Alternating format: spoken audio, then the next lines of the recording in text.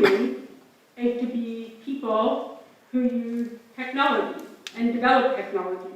So for example, we develop things like spheres and doorknobs and pencils, none of which we probably think about technology as technology, but all of which are, in a certain kind of way, and especially for theologians of technology like myself, technology. They are all technology. And so, in my Christian tradition, I would name that first blessing that God gives to humans in Genesis,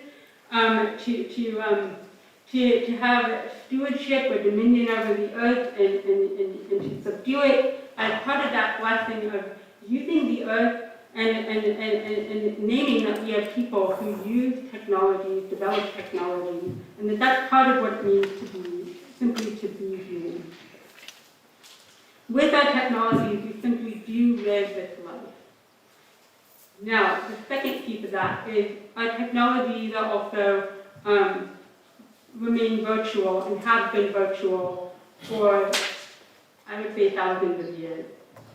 Virtuality itself is also not new.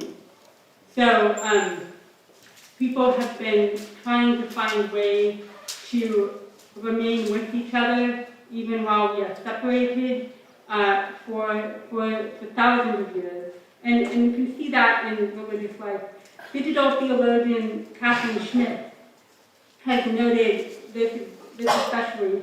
For example, she gives, I think, what you may be familiar with this example, but it's a common example of the way that people did pilgrimages in the Middle Ages. So, for example, a pilgrimage is seen, especially to the Holy Land, as a good thing, as an important thing. But most people did not have the money, did not have the time, did not have the means to take that kind of long travel. And so, one of the suggestions, this is I think perhaps debated in medieval theology, but I think there's a connection here, is that you can see a connection between, say, the maps of Jerusalem, the city of Jerusalem, which are on the top here in the colors, and then the ways in which the labyrinth at Chartres Cathedral is divided and portioned out. And there's definitely seems to be this connection between taking the trip to the Holy Land, the map of the Holy Land, and taking a trip to the Holy Land via the labyrinth that is on the floor in the cathedral. And there would be other places where labyrinths would be created as well. So that the labyrinth itself, which can be created in a floor space like this, that you could go to the Holy Land virtually via the labyrinth. This would be just one among many kinds of examples, I think. But I think if you look at the way the map is divided, I mean, it's clearly a medieval map. It's not actually a map of the Holy Land in the way that we would think of maps. But you can see that it's divided into 4 quarters, and I hope you can see that. And then the lines, if you look at the labyrinth in the middle there, the lines are drawn somewhat similarly. And so the labyrinth is around the same kind of line.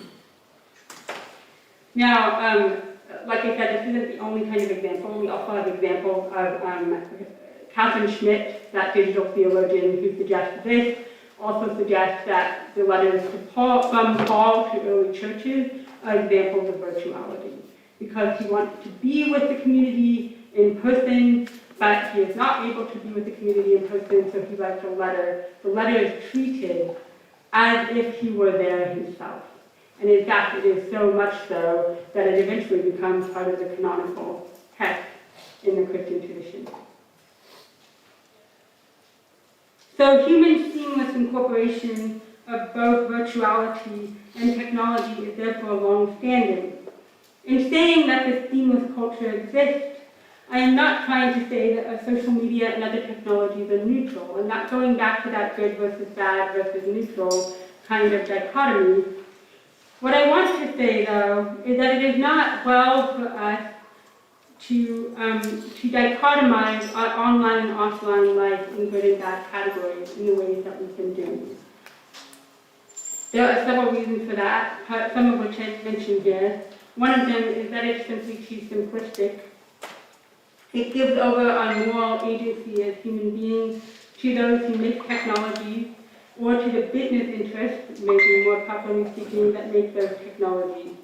And therefore we begin to narrow our vision on what our possible actions and responses can be to people. We begin to think that the only possible response is usually some kind of technological response.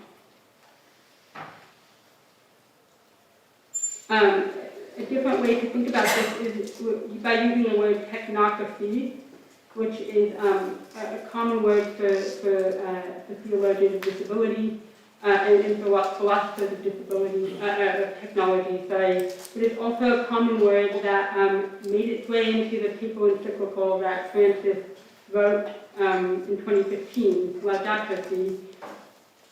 Technocracy is the idea that technology connected to business interests is presented as the only way of solving our human problems, or maybe as a majority way of solving our human problems.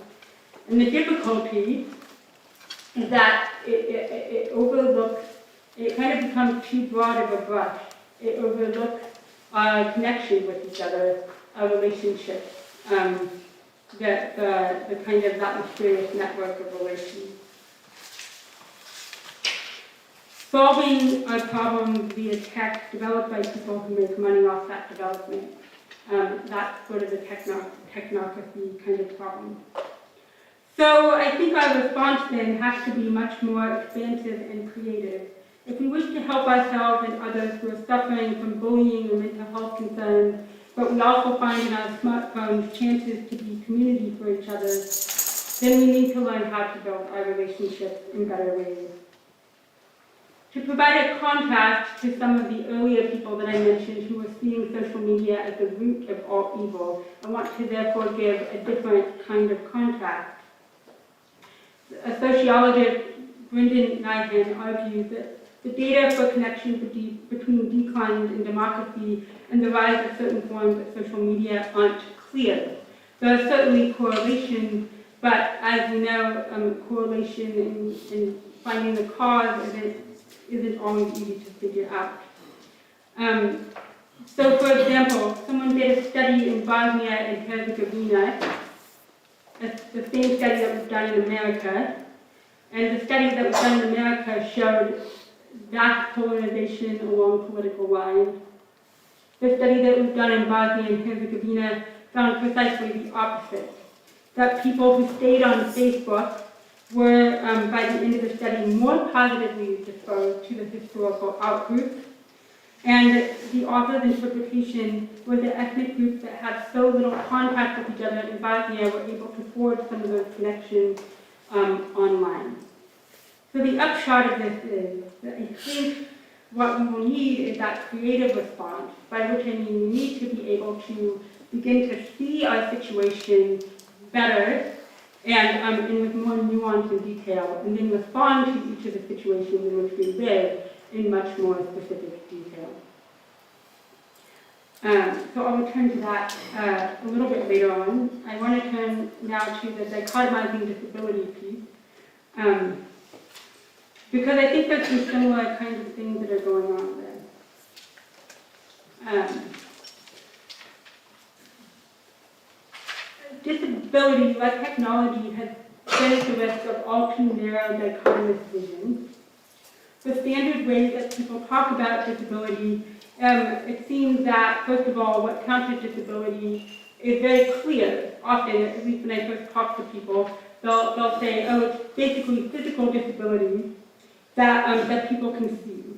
And so many people, because people know that I'm a disability activist, many people come up to me and complain like, oh, that person over there parked in a parking space that is reserved for people with disabilities, and they don't look like they have a disability.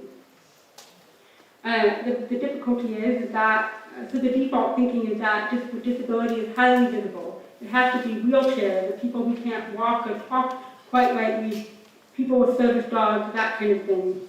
Disability seems therefore to be very much a case of us normal people versus them, the highly visible disabled people. Yet as disability theologian Deborah Coomer reminds us what it means to be disabled, will depend very much on perspective. As with our technology, there is no neat and simple division for disability. Medical and educational professionals will often define disability in terms of what a person can or cannot physically or functionally do. At its best, the medical professional's definition of disability enables people to alleviate pain and aid in healing. At its worst, however, a medical model of disability constantly seeks to fix disability by making disabled people so-called as normal as possible, which then makes it feel like, begins to make it feel like all humans must be in some kind of ideal mode. A related definition, close to many religious communities, is a charity model of disability, which also seeks to alleviate pain and suffering by bestowing kind of pity and charity on people with disabilities.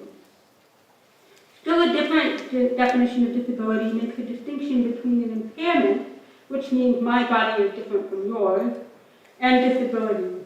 Just because I have an impairment does not make me disabled. I am not disabled until I encounter some disabling aspect of society. So this is known as the social model of disability. For example, if a building does not have a flashing light smoke detector, I will be disabled relative to those who can hear the sound of a smoke detector. Or as another example, I can almost never hear a homily in a church building because the sound systems are incompatible. So I am disabled. These definitions of disability, the medical and social model, can be helpful, but they also each perpetuate an us versus a them, a clear divide between the people who are normal and the people who are not. As with the good and bad versus bad technology divide I described a moment ago, the us versus them divide in disability is fraught with moral problems. One is that we run the grave risk of overlooking people who need help and compassion. The truth is, I am not at all disturbed by those who park in disabled parking spots but don't look disabled, because in fact most disabilities are invisible. Moreover, even those disabilities that seem obvious can be hidden from view. People do not necessarily know that I have a hearing loss when they meet me. Third, because of the us versus them dichotomy, and the shame associated with disability, there's a kind of seems to be kind of a social imperative to hide one's disability. Many of our cultures emphasize and prize autonomy and independence, and disabilities impinge on that vision. Since disabilities show dependence rather than independence. Those of us working in higher education know acutely about invisible disabilities and the shame associated with them, precisely because of the rise in mental health concerns in the past few years. Mental health, cognitive disabilities, and even most physical disabilities are not visible, but they are very real and present. The pandemic has shown that being able-bodied is only a temporary condition. At the beginning of the pandemic, I wrote an essay about the ways in which I hoped the pandemic would compel us to respond to people with disabilities with greater wholeness, because most of the people who are at risk for COVID in the pre-vaccine world, therefore most of the people at risk of dying, were the majority, at least the majority of American adults, and I think that may be the case in multiple other societies, because the risk factors included things like diabetes and obesity, which have include very large populations. What I hope is that recognizing that point might make us compassionate toward more people and might make us respond to each other with greater patience and compassion. Might we all begin to slow down and recognize that we are dependent on each other. Yet, as the pandemic wore on, I was disappointed and angered to find that that's not what happened, and that instead what was happening was this continued further divide, so that, at least in the US, we had the mask debate, where people were saying, oh, if you need a mask because you are immunocompromised or at risk for COVID, then go over there into that room, stay in your houses, remain isolated, make use of those social technologies that that we think maybe fueling your isolation in some cases, don't bother to come here. As with technologies, there was that narrowing of understanding of disability, that truncating vision of how to respond to others. And so I believe we are at a moment, an emergency moment, in fact, where we need to act with nimbleness and agility, and we need to learn to make more varied and creative responses towards people with disabilities, as well as toward our technology. So now let's take a look at how those intertwine. The two are actually inseparable. We would not have some of our technologies without people with disabilities. And I will just use the one I'm most familiar with, which is hearing loss. We would not have our smartphone without our technology, because the phone itself was created as a kind of a disability accommodation for people with hearing loss back in the 19th century. And our texting technology was itself developed originally for people who are deaf to be able to communicate. It was a takeoff of the TTY phone. So SMS is directly connected to TTY. But at the same time, of course, we can name that the relationship between technology, while it has that positive and clear connection, also contains tension, because many of those same technologies seem to aim toward an ultimate end of eradicating disability. So I have here another example from my own disability, the cochlear implant, which is the box on the right-hand side. In the medical community, these are seen as the kind of miracle fix for people with disabilities. But from the perspective of a person with hearing loss, cochlear implants do not really fix anything. In fact, in order to get one, you have to destroy any residual hearing that you have, so that if the technology does not work, you also no longer have your hearing, any of your natural hearing remaining. So it can be a real tragedy. In addition, cochlear implants often seem directed towards the deaf community, which sees itself as its own culture and its own right. And so it seems to be eradicating or desiring to eradicate people with deafness. There are other technologies that would provide an example for this, especially in relation to gene modification.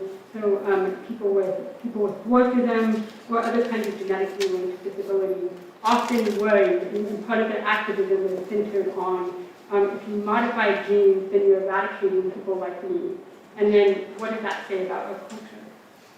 There's, of course, that's a whole can of worms that we could open and talk about in a much longer paper. What I want to say as the upshot is that the intertwining of disability and technology is clear and present, and it should serve to emphasize what I indicated in my first two parts, which is that we cannot have these dichotomies operating. We need to instead to have much more of a nuance and creativity, and add that to the way we operate. We cannot cede solving our problems to algorithms. So again, thinking about that idea of technocracy, when we fail to acknowledge as part of reality the worth of a person with disabilities, it becomes difficult to hear the cry of nature itself. Everything is connected. Once the human being declares independence from reality and behaves with absolute dominion, the very foundations of our life begin to crumble. And so our reality is intersecting technology and disability. The question must become then how we become more adept at using practical wisdom to think through when and how we will respond to human beings and to each other, using both technology and thinking about disability. I'll give one example from my parish, which is right here. We had we switched to live stream instantaneously at the beginning of the pandemic and kept using it for about a year and a half. And then when the time came where the priest said, well, we need to stop using the live stream technology, everybody come back because face-to-face worship is better, there was a huge outcry. because it turned out that many people who had not been able to attend church for years were able to come via live stream. And that wasn't only because of the pandemic, that was the people who were shut-ins before, that was people who were cognitively disabled, and many more people. So, the priest made an apology, brought back the live stream pretty much within 3 days, and so it remained a regular part of our worship alongside the face-to-face. Now, the creative response cannot stop there, because you cannot say it is solved with that algorithm, with that technology. The problem is not solved. Now we also know that there are people who are out there before who are not being reached and need to have some face-to-face visits. Maybe we need to ensure their participation in our society. And so, just quickly, because I know I'm at time, I just want to suggest a couple of practices that we might think about, because what I think is incumbent upon us is to consider then, like, how are we going to do this nuance and creativity, basically? And I think what is incumbent on us is to make sure that we are being very deliberate about how we use our technologies, and how we think about people's disabilities. And we're going to need to do that, and how we become more inclusive, much more broadly speaking. And we're going to need to do that by thinking about how our practices can create a habit that enables us to begin to see the world in this more nuanced and creative way, rather than that split-second continuous thought of, oh, our technology will save us, or, oh, them, we can just chuck them over here into this, isolated box. So I suggest perhaps prayer. On the right-hand side, we have a prayer app that is an online prayer app, but that is then connected to a community of people that are connected, that can talk to each other in real time. So it's not just an isolating kind of, I do my prayer on my own. On the other side, what we have is for the festival piece. And this was from an online community group that was talking about how do we become more accessible for people with disabilities. So it was an online group that was helping us think about how do we do things face-to-face in terms of prayer. That's just a couple of examples. The other example I had was contemplation. But I would love for you all and for all of us to think now more about those creative responses to our technology and disability. Thank you very much.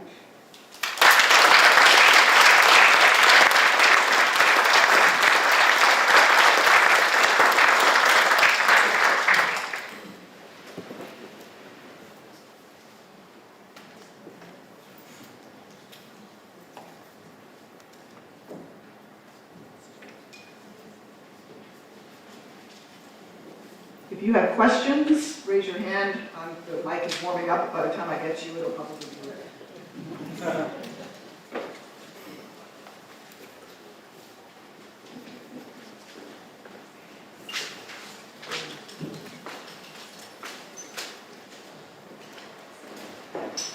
I'm Kate, pronouns she, her, and I live in Oxford. I was reflecting on what you were saying about churches being more accessible in their practice.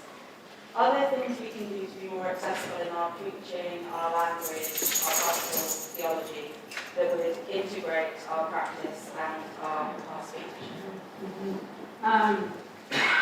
Yes, so one thing that I shared I did a workshop yesterday on disability inclusiveness, and I would be very happy to share that with the leadership, the handout that I gave, which is an accessibility audit that you can use for your ministry spaces, whatever they may be, to think about things like, how do we become more accessible? One of them is certainly can be by to bring the technology and disability piece together. Put your sermons online and make sure that they're there, if you can. I realize that's a difficulty, but make sure that if you can, give people who you know to be deaf a copy of the written language before you're there.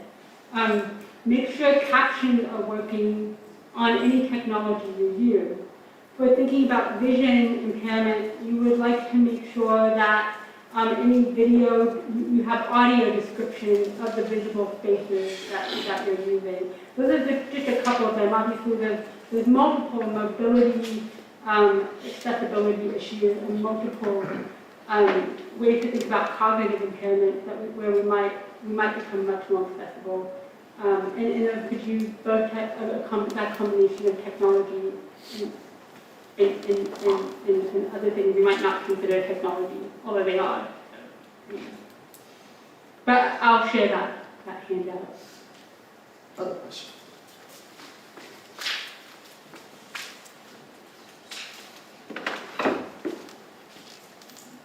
Hello, my name's Fiona and I'm a chaplain in Hatfield at the university there.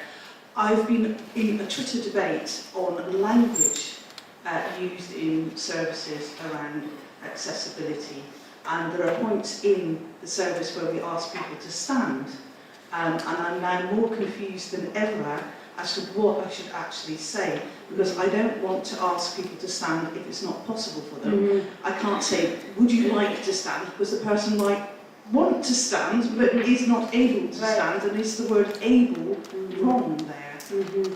Right, yeah, that's a difficult thing, as is pretty much, I mean, there's a lot of things that are in religious language especially that ask us to, you know, hear like the deaf, may the deaf hear like the hearing, or may the blind see, the lame weep for joy, that kind of language. And this is a kind of a similar kind of example. I mean, I think you do the best you can. So you recognize that the issue is there, but I think the giving of hospitality is that the openness to hospitality is maybe the most important thing, because I think my main idea about disability is that there's a way in which we are, everybody in this room either has a disability or is temporarily able-bodied. And so, so we're kind of all on the same boat. And so once you're thinking that in those terms, I think being the most hospitable possible is probably the best way to go. I mean, I think a please stand as you are able could work, but there might be other kinds of things. And one thing to consider is that you may end up wanting to do a couple of different types of things. One where there's clearly standing, one where you're trying some other postures. So that could be another way too. Again, that's that expansive kind of creative thinking sort of thing. There might be other ways to think about what you're doing. And also doing that kind of online mode can also invite people to be there who wouldn't feel comfortable with standing, but who might feel comfortable being present in an online way. We have time for just one more question, so we've got one back here. Hi there. I was wondering, I'm familiar with the Abrahamic religions especially, and in a lot of the scripture, there's, disability is a very central part of it and I hadn't thought about that before this lecture. So if you think about a lot of the prophets in the Bible and in the Quranic stories, they have disabilities, they're blind. Obviously the story of Job, that's the same in Islam as well. I'm wondering, why is it that as religious people we see those figures who are disabled in our core scriptures as included in the narrative, whereas nowadays we've kind of got this divide where we see people with more obvious disabilities, physical disabilities, as apart and separate from the narrative? And does it have something to do with modernity and the way it's made us think about things? So I read lips, and I'm not sure if I caught the question very well. So let me just see. So your question is something about there seems to be in many religious traditions kind of friendliness toward disability, but why is it that now we have this divide and we support this divide? Does that sum it up sort of? Okay. Yeah. I think there's a lot of potential reasons for that. One of the ones that I would tend to point to as a philosophical shift, that maybe set of shift that we made, especially in Western culture, but of course impacting multiple cultures around the world, with the European Enlightenment, but then also the Industrial Revolution, both of which began idealizing a certain form of the body that didn't take into account that people are different. So I think that kind of, merged in an helpful ways with religious practice. But there might be other reasons that I'm not aware of, so I'd be happy for more conversation.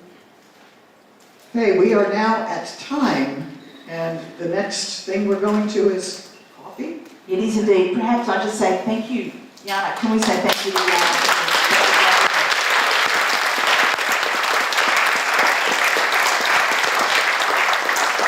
Jana made me realise how important our language is and the way that we speak, the speed that we speak, the way we use our colloquialisms. I was going to tell you how to go to morning tea with an Australian accent, and the fact that it's just down the toe, drop around, and you'll find some bangers and sausage and stuff like that. Understand me? No. So it's important that we are aware of the words that we are using.